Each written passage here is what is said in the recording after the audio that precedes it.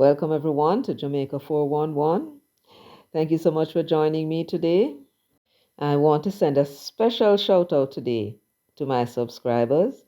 Yes, you're very special to me, and I want to thank you oh so much for subscribing to the channel and giving us the support that you've been giving us for the past year. I do appreciate it. And for those of you who have not yet subscribed, you're new to the channel, you're welcome to subscribe. There's no charge at all. What you do when you subscribe is that whenever I upload a video, YouTube will send you a notification so you can drop what you're doing to run over to hear what it is I have to say. Yes. So, what I'd like everyone to do at this point, because when we get down to business, we don't want to interrupt you, and I'm sure you don't want to be interrupted. You just want to hear what I have to say. So, what I would like and appreciate is if you would all give the video a thumbs up from now on and share this video far and wide. Also, feel free to leave your comments in the comments section. All right, so now that you're all back with me, let's get down to business. So, I did a video day before yesterday, I believe it was, a couple days ago.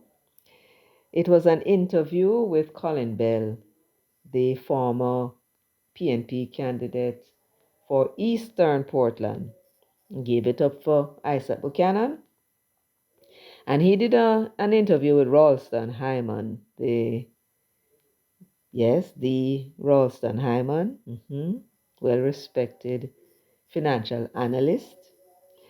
And in the course of that interview, some things were said which was off. The analysis was off because in the determination of the health of the economy, Ralston did not factor in it the fact that there was a hurricane, a tropical storm, and heavy rains during the period, which would have affected agriculture and construction, and also growth in electricity, among other things. In fact, he said that it was the government policies that caused what he called the recession. The last 2 quarters, we had negative growth. There was no growth. There was a decline in the economy. And he said it was caused by the government policies. Evidently, he wants it to be changed in order to see growth back in the economy. That is essentially what he was saying. Now, what in his view would have been the changes that he would like to see in government policies? Did he state? Well, he did say that the government ought to be stimulating the economy by moving interest rates down. And in December, when he was being interviewed of last year, 2024, he did say that the Bank of Jamaica had reduced interest rates by 0.25 basis points, which means 0.25%. But in his criticism of government policies, almost implying that the government was not doing enough, he did admit to questions asked by Colin Bell that the Bank of Jamaica had reduced interest rates 3 times before that. So within 2024, the Bank of Jamaica reduced interest rates 4 times. And at the time when the interview was being done, the 21st of December 2024, Ralston Hyman had said that the interest rate was then down to 6%. So he then criticized the government for not putting in Mark Golding's suggestion of a 40 billion package. He said it was done eventually, but suggested or implied that it was not done in time. It should have been done long before the time when it was done, which was towards the final quarter of last year. And so basically, his theme in that conversation was that the government was not proactive, the government had put in a stimulant package, but too late, to prevent the 2 quarters of decline last year from July to December. And he's saying that it is basically government policies which caused the recession, what he's calling recession, which the PIOJ head, Dr. Wayne Henry, refuted, which now means there's a dispute between the two persons. So it's our job here at Jamaica 411 to straighten it out for you so you can understand what's going on. Basically, what the PIOJ head is saying, Dr. Wayne Henry, is that the economy is showing symptoms of a recession, but it's too early to tell. And he said that there is indeed a world standard for determining what a recession is. And it is not just about 2 consecutive quarters decline in the economy. It's more than that. Ralston Hyman, on Colin Bell's program, in that interview in December, stated categorically that 2 consecutive quarters of economic decline is the standard for determining whether your economy is in a recession or not. And he said that that is the standard everywhere in the world. He said that, and we are going to hear him say it again. Except when we investigated and checked the definition of a recession by the IMF, we found that Dr. Wayne Henry was correct. What the IMF said is, if you only look at the growth or decline in domestic product, the overall production of goods and services, if that's the only thing you look at, and you see a decline and you believe there is a recession, you may be deceiving yourself, because there are other indicators that may well be positive while your GDP is in the negative.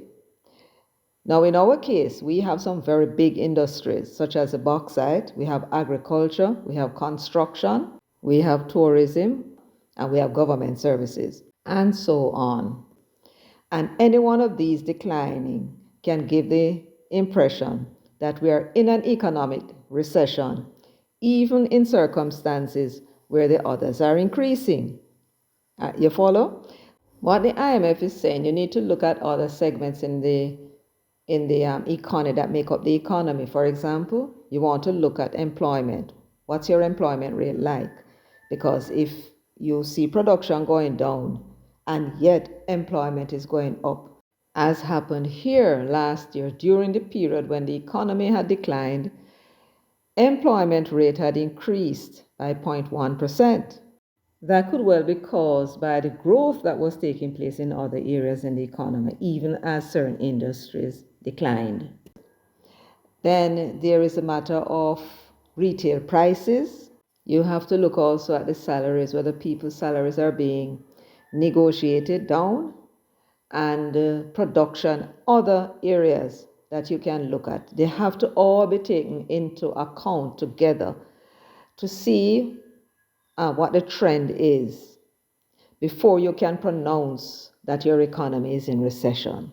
Furthermore, for the economy to be said to be in recession, it can't be just 1 or 2 industries bringing down the growth rate. It has to be an overall decline in economic activities, even if one brought down the production of goods and services in the other. But it has to be an overall decline in the economy for there to be a recession. That's my understanding of what the IMF was saying in that report.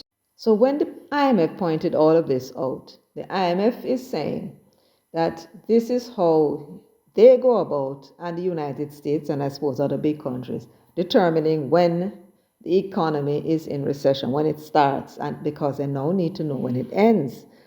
And they're saying, though, that most people use only the growth or decline in the gross domestic product, GDP, to determine whether or not the country is in recession.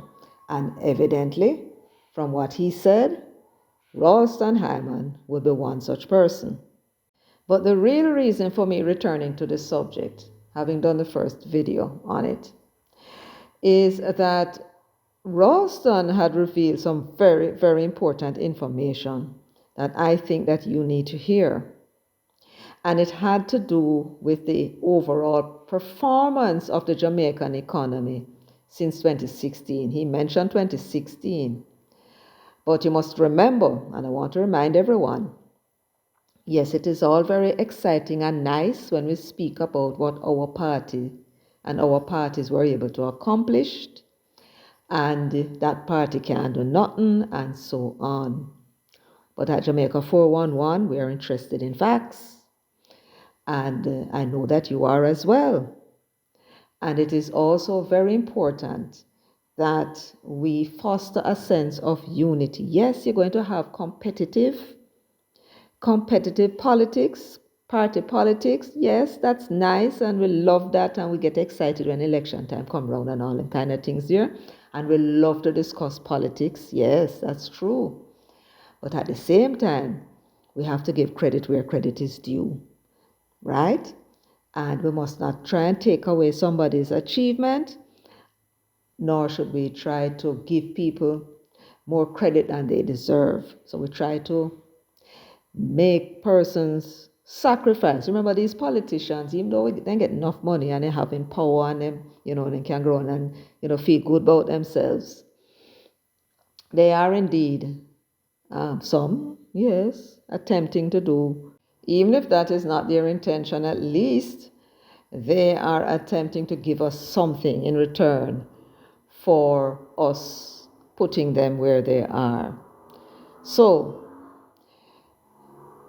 one of the things that has been happening in Jamaica's past is that whenever a government implements policies that is going to now make them look good before the electorate, and that government loses power, it has been the experience of us as Jamaicans that the government that takes over would discontinue, undermine, or dismantle the achievement because they don't want the other party to be able to say, yes, man, I may do this, I may do that.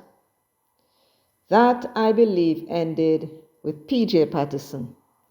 P.J. Patterson, say what we want about him, we must give the man the credit where the credit is due and cuss him out for any of his failings. That ended, there was a consensus building between himself and Eddie Siaga. And he would tell you that Eddie was a difficult man to deal with. This Englishman has proven himself very difficult to deal with too.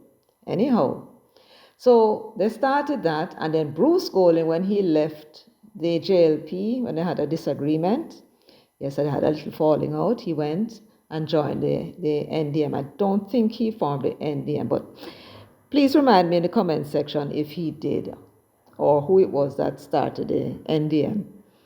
And so he had on the road to Damascus, yes, Mass Bruce came up with one and two little policies. And perhaps the most important of them was the idea of fiscal responsibility. Tell me if I'm right, please. Yes. And subsequently, when the country fell into difficulties, due partly to government policies as well as the world economic situation with our main trading partner, the United States, we had to enter into an IMF agreement. Now, the IMF had changed its stance. In the past, the IMF would come and tell you what you must do as a condition for them giving you money. And to my certain knowledge, I believe every country failed, never did well on the IMF, caused all kind of disruption in people's lives. Because one of their insistence, since they are a capitalistic-minded organization, being dominated by the US, of course, is that you must reduce social spending and increase taxes to make the budget balance. So those countries that fell into difficulties, they were having deficit financing, they call it. They would borrow or use or get grants and so on to finance the budget. Basically hanging them hats where them hand couldn't reach. So the IMF had a change, and they came back the second time around when we went into deal with them. That we now would come and tell them. They would tell you what you need to accomplish, and then we now would go and tell them how we plan to accomplish it. That was so brilliant. Audley went and Audley came up with this program because they were so afraid of entering the IMF because, it was a tata moment we had with PJ. They were afraid of the backlash. And so Audley went and negotiated a shortened IMF term and made all kind of promises. The IMF itself said was ambitious. They knew we couldn't accomplish it. Well, we failed the first term of the test, and the whole thing went derail. By the time the PNP came in 2011, the country was in serious trouble. Why?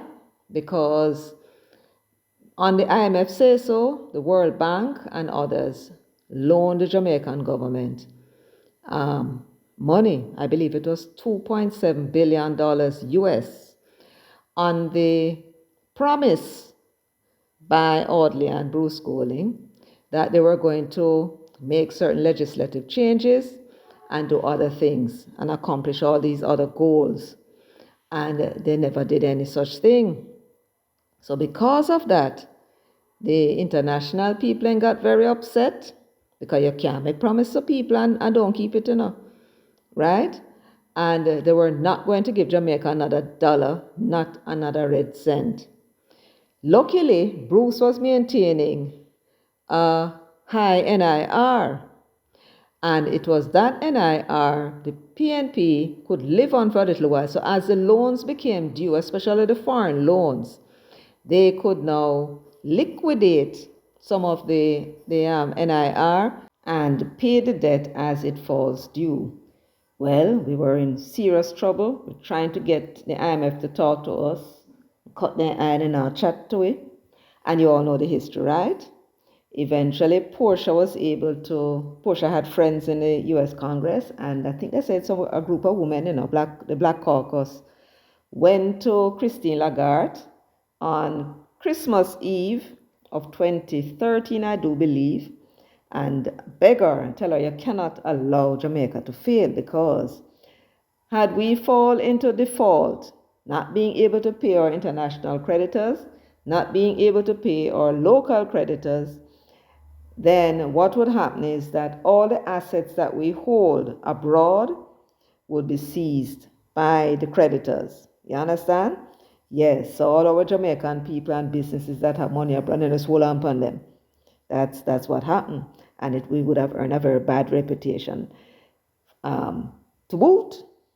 So Christine Lagarde listened and, she said, okay. She's going to give you a chance. And we were able to persuade them that it's a different government. Yes, it's government of Jamaica. That's how people see it now. We are government of Jamaica. We're not PNP and JLP to the outside world. Right? So they were able to convince. That was, a one-off thing. Look upon with history and them convinced. And so then decided to give you a chance. So Dr. Peter Phillips now and his technical team in the ministry, they went armed with the policy of the PNP government in the manifesto, such as they were, as to what it is they're going to do. So now they went and they crafted a policy with what they call an extended period. So it's a longer period than normal, than the short one that Audley took. And they were able to negotiate, telling the IMF they are going to be able to maintain this and do that, and I'm going to do this, and I'm going to do that, and so on, over whatever period, and then negotiate, and so we got some money. And Dr. Peter Phillips stood by the agreement. In the process, we had to pay a lot of taxes, you'll all remember, right? But in the paying of the taxes, I'm telling you, them can go to Portia, go tell Portia for pressure poor people, So when they went with this big tax package, which could have been bigger, Them know who Mama P was. So guess what they did now? The private sector said to them, and it probably is the first thing, but saying that makes sense. Look, there's a lot of taxes out there. Put the house in order and go get the taxes out there. So the tax that they put on, right, was partial for the tax that they actually need, the revenues that they actually need to satisfy the agreement that they agreed to. And no make no sense me tell you, me I cut a long story short, right? Because the story long already. Yes, but it's important for us to be reminded of the sequence of events. So, when the PNP government put all in whole heap of tax, it could have been far more, probably 2 or 3 times more, but they couldn't get that past Portia. So they had to come up with a solution. And what was the solution? There are taxes out there, go and get it. Right? And I'm sure they didn't know whether or not they would be able to get it, but they did. And so we were able to meet the target every time. The IMF was so proud of us because I don't think anybody else passed the test, right? And that's why Peter Phillips was getting those accolades. So the system that was put in place, the tax reform system, basically was a tax collection system that was put in place, is what generated the income now. And this government took the policies. I mean, when the JLP1 oddly come back with him rubbish about them returning to this policy of what they call it, I can never remember it, indirect taxation. And the private sector told him, no, don't change nothing. Just continue as you are. The system will be able to generate what we need. Just be patient. And they were. Oddly was changed. Nigel came in and they stuck to it. And lo and behold, the monies were rolling in. And the government took the decision to maintain the policy that was left after the IMF program. So the IMF program, after it was ended in December of 2016, the government maintained all of that. And part of the reform was the idea of growing the economy and reducing the debt. So at one point, it was 147%. When the PNP left it, I believe it was 105 or 115. And now the Labour Party has continued the same policy, and it should be down to less than 70% for this fiscal year. And so now we come to Ralston Hyman and his excellent revelations that he made on Colin Bell's program. And I'm going to let you listen to him, and then I'll be butting in from time to time. Now, I know you've heard part of this before, but I want you to listen because we get into another point of what it was that Ralston said. Eager for hear you, because from me tell them say, come on, say the channel full up. All right, our brother give you an argument earlier. Him say you always tell we say the debt increased from 2 trillion to 2.3 trillion. But you never tell us that GDP grew from, what him say, 1 point something trillion to nearly 8 trillion. I'm on the same matter. GDP at 3.289 trillion. So tell me, hold on, but it grew from what, 1 point something trillion? Yeah, man, to 3.28 trillion. So tell him to revisit them figures. I mean mix up in figures. It grew from 1 point something trillion to 3 point something trillion. What is the importance of that? Yeah? What is the importance of that? Explain that to my listeners. Importance of what? The growth of the GDP. Yeah, hold on. When we talk about GDP, we talk about nominal GDP. So debt moved from nominal GDP. When we talk about growth, we talk about real GDP. Real GDP are still less than $1 trillion. Still less than $1 trillion. Yeah, so when we measure growth, we measure real GDP. When we measure debt, the debt is measured on nominal GDP. Okay. GDP nominal is GDP before adjustment for inflation. GDP real is GDP after adjustment for inflation. So we need to get it right.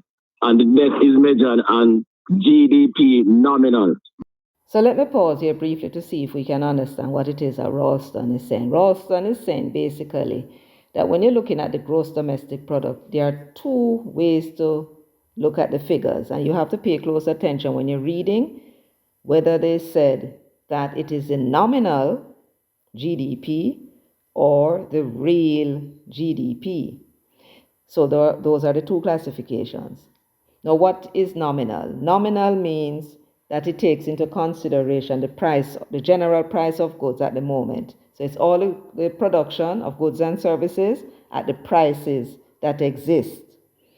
Real GDP now is taking out the inflation out of it.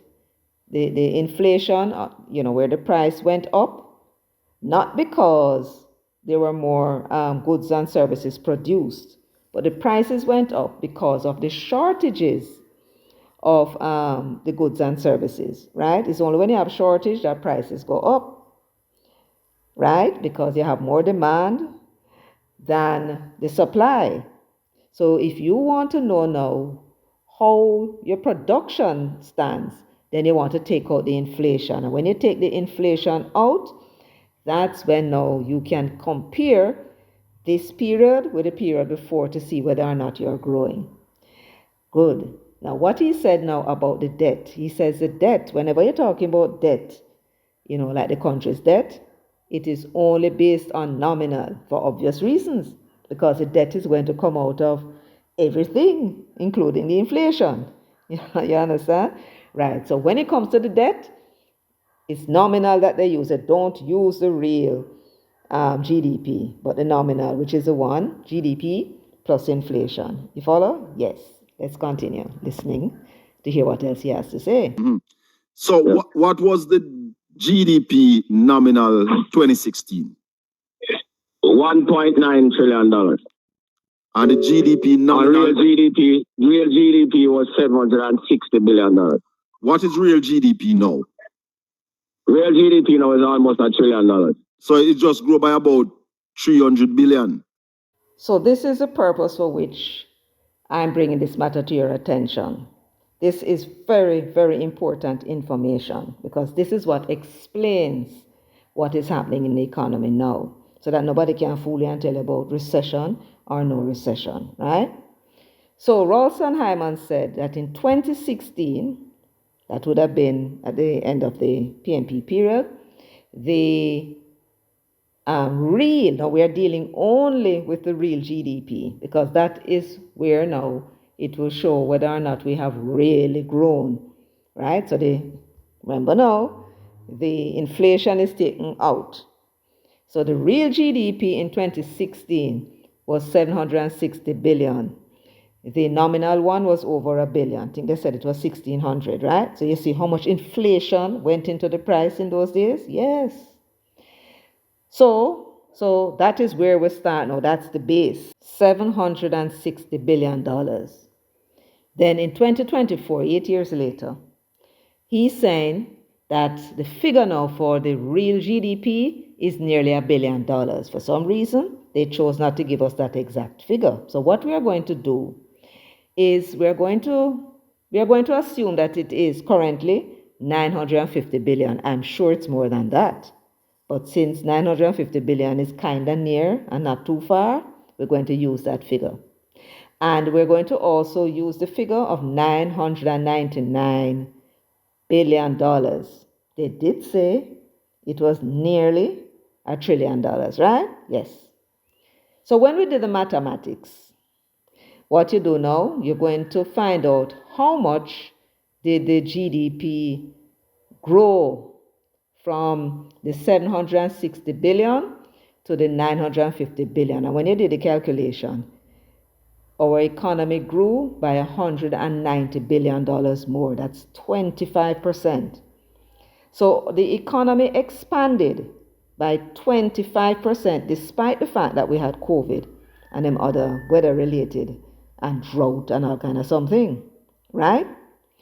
And as the economy grew, the debt servicing went down because the government was paying off the debts, and that's why it keeps reducing. And I'm talking about the debt to GDP ratio. So let's look at an extreme case as example. Let us say you're earning $15,000 a week, and 10,000 of that you owe to somebody else. Well, what you try to do is to pay down the money that you owe. So you might make the sacrifice, and instead of paying 1,000, you might decide to pay 2,000. So now you're earning, for the following week, you're earning 15,000, but then you only have $8,000 to pay back. And let's say next payday you decide to pay $3,000, right? And bring your debt down to 5,000. Remember where you started, You owed 10,000 out of that 15,000, which means 2/3 of the money that you were getting as pay was going towards this debt, right? And you have now worked it all the way down to 5,000, which means now it is only 20% of your income.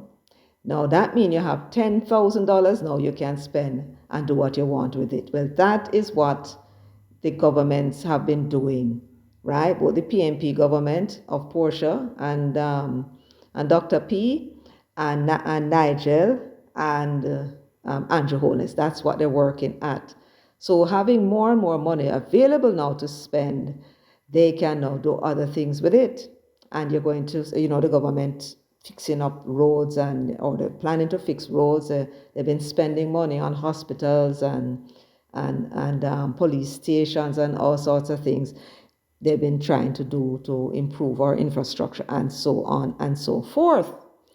So you get the understanding of it now? Yes. So that 25% growth in the economy was what enabled the current government to be able to pay down the debt so that we reach now nearly 68%, I think they said it will be at the end of this fiscal year. And if we now look at $99 billion, then the growth in the economy would be around 31.4% over the 8-year period. Now, you ask, yeah, well, that is about very important, because I'm not quite sure which of the figure the PIOJ was using. But if you look at the economy growing over the 8-year period, if you divide that 8 by 25, you get that the economy was growing on average 3-point-something%. Sometimes it would be higher, sometimes it would be lower. So I don't know why it is that the figures are coming out so much lower. Perhaps they're using the nominal figures and not the real figures. But this is a news that I want to bring to you, that at the very least, based on what Ralston Hyman was saying, that we have increased our production by 25% in real terms. And although I use a 9-year average of 2.78%, how does that compare to our main trading partner in the United States? The thing that is really beating us is the inflation. And that is now what contributes to the high cost of living, the inflation. But I'm here to say to everyone that if you are able to, don't buy anything in the supermarket. If you're able to, go buy your fresh produce in the markets. The chances are the prices are lower. Sometimes the prices in the supermarket, believe it or not, are lower than the price in the market. Yes, that is because of the contract, I suppose, the supermarkets may have with people. So you have to check them both. When you go into the supermarket and see the high price, go under the market because see what they are going with. That's my suggestions. And then try to stretch your money. So when Ralston Hyman said what he said, I said, but Lord have mercy, here he comes to preach doom and gloom. And an excellent question that was asked by Colin Bell got this kind of information out of him. Our economy has been doing damn well. And consider the fact that we had the issues with COVID for nearly 2 years? Can you imagine how well we would have been doing?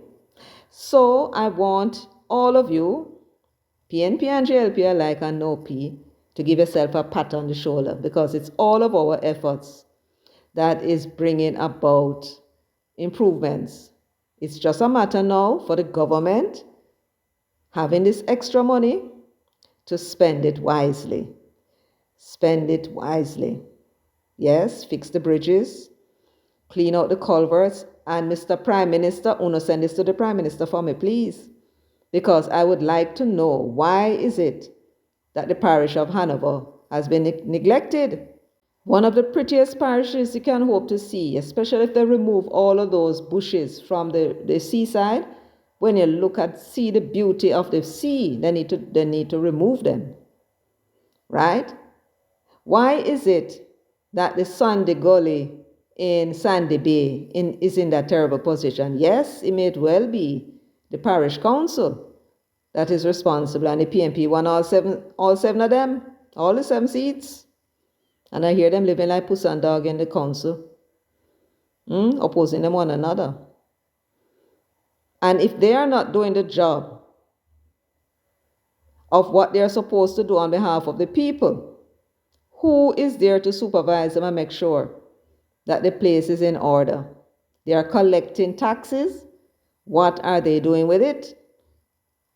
Where is Mr. Mackenzie? Mr. Mackenzie, you are the minister, and therefore you are the man who is in charge of ensuring that these parish councils spend the money doing what they're supposed to do. And so I'm asking the Prime Minister to do something about Hanover. Can't go on so. They are taxpayers and they are entitled to services. And they should see their communities clean. I'm sure government getting plenty taxes out of them because it's a tourist area as well. So please, Mr. Prime Minister, I don't want to see Craig are giving the government 2 weeks. 2 weeks is enough? I think so. I think that's reasonable. And I hope I don't see Craig putting out no more of this disgraceful condition that Hopewell and Lucy and the other towns are in. Please, you're the Prime Minister, you know. And even though the laws may say that the parish councils have certain responsibilities, you are the Prime Minister. You are the man. You people put there to make sure that they are all doing what they are supposed to do.